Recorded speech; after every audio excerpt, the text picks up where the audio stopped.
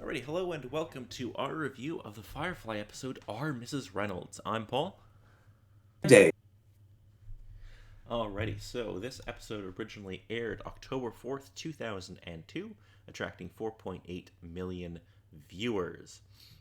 Now, you might remember that our previous episode aired in November, Nah, because why would you air things in order? nah, So, yeah. Dave, WWF champion at the time. Any guesses?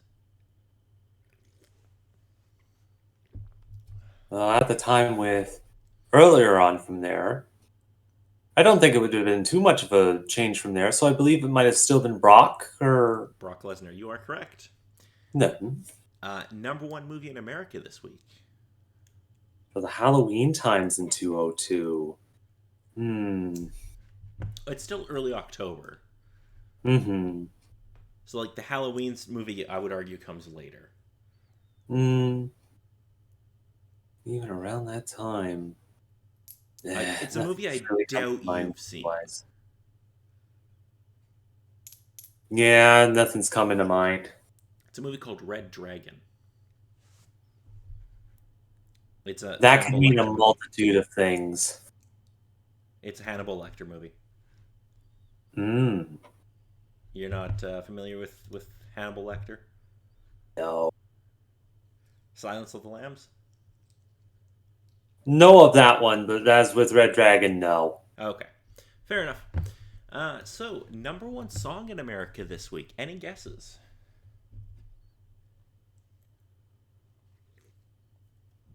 Nothing that comes to mind with earlier with that. It might have been the same from last week, though the name escapes me. No, so last week we had Lose Yourself by Eminem. It is not. It is not that. So this week it is A Moment Like This by Kelly Clarkson. I guarantee you know On this the one. one hand, I'm not surprised. It fits. But just in that time period, it's like, Uh, how is. so you Mhm. see, that's the song that won her the first season of American Idol. Yeah, yeah. Okay, wasn't sure if you knew that or not. So No, I know of the history. It was just kind of meshing into my brain. Wow, I existed at that particular point. It seems more older with it vibe. I mean, they did a good job of getting like that song out because like American Idol, I googled it, wrapped on September 4th, and they had this on the radio within a month. So like striking while the iron is hot. Mm. Anyway, this episode opens with a covered wagon making its way through a shallow river when bandits on horseback stop it and demand its cargo. The driver Jane and his wife, Mal, pull their weapons on them. Mal offers them the choice of jail or death. In the ensuing shootout, Mal, Jane, and Zoe kill them all. There is a party that night at the settlement that has been plagued by the outlaws. Mal dances with a beautiful young woman who gives him a wreath and wine. One old man gives Jane a wooden rain stick. After Serenity is underway again, Mal encounters a stowaway in the cargo bay. The young woman, Saffron, informs him that she is his wife.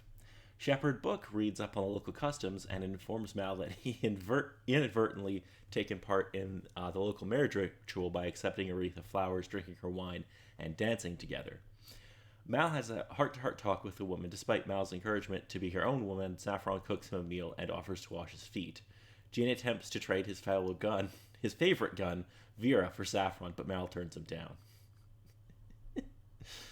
When Mm. Mal enters his quarters later, Saffron manages to kiss him. However, her lips are coated with a narcotic which renders him unconscious. Saffron heads to the cockpit and tries her wiles on Wash. When she is unsuccessful, she knocks him out with a kick to the back of the head. She quickly takes control of the ship, setting it on a mysterious course and sabotaging the controls, then welding the door shut behind her as she leaves.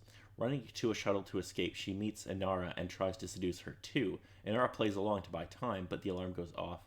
Inara compliments Saffron on her skillful lying.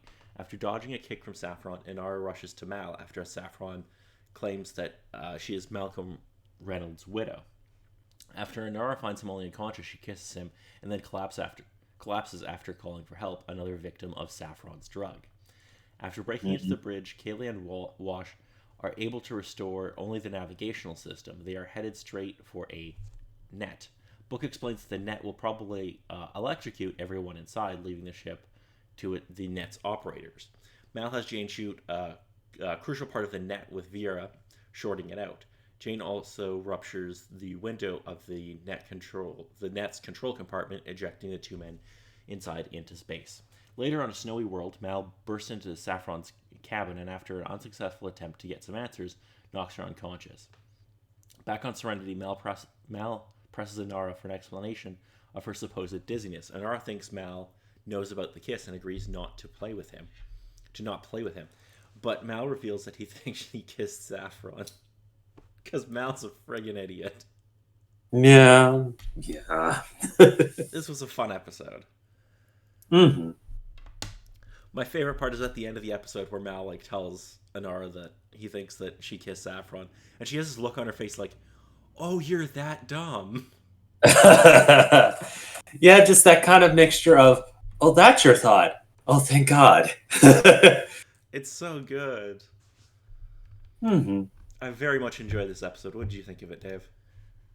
With this one, just with the action of it, I'm usually not that much of a fan of the temptress words type of stories, because just depending on how it sort of goes. But just with the operation of her plan and how it was supposedly going to go down with the information that was explained within it, it was like, okay, this kind of works.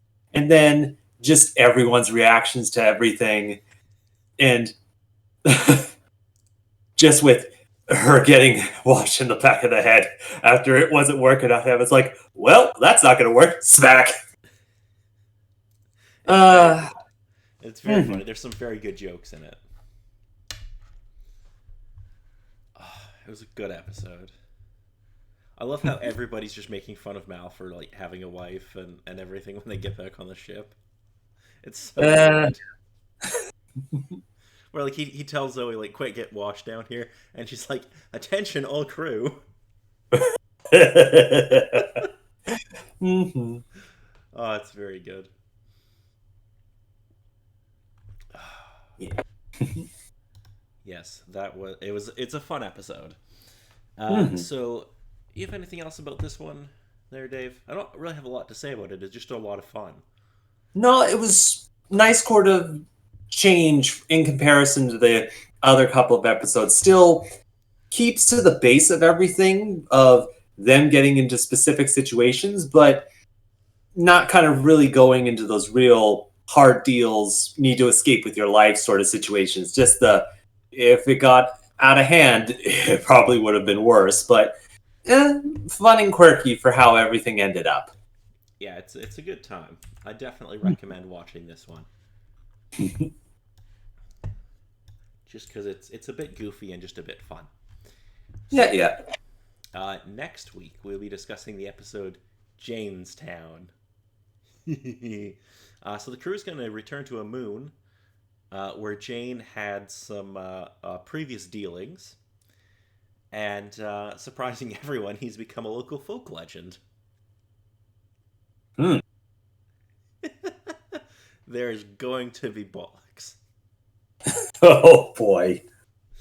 Whether or not it's going to be from his stories or the town people's stories, I think will be the interesting thing. It's gonna be a damn good time. Anyway, until next time, I'm Paul. And I'm Dave.